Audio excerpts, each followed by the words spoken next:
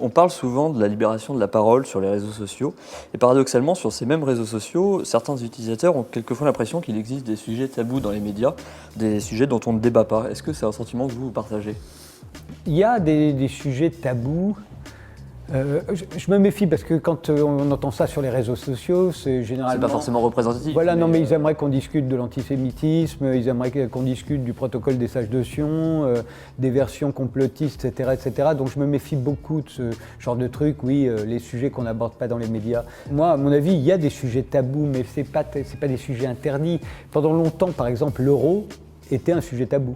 Je me souviens d'avoir, dans Ce soir ou jamais, invité... j'ai sans doute été le premier à avoir invité des économistes anti-euro. Les gens ne savaient même pas que ça existait. Et ils étaient traités comme des pitres par les économistes installés. Et je me souviens du premier débat où, tout à coup, les économistes dits installés, l'establishment, ont dit « je ne pensais pas qu'un jour on viendrait discuter, que je viendrais discuter de la nécessité ou pas de sortir de l'euro ». Ils pensaient que ce n'était pas un sujet sérieux. Et puis c'est devenu un sujet sérieux. Ils sont tous venus justement pour défendre l'euro face aux anti-euros. Aujourd'hui, on en parle encore. Et aujourd'hui, on en parle sans arrêt.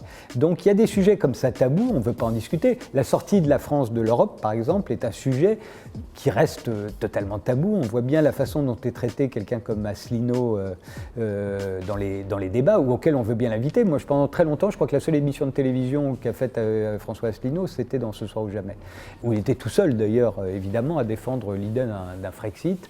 Aujourd'hui encore, il est toujours tout seul, d'ailleurs.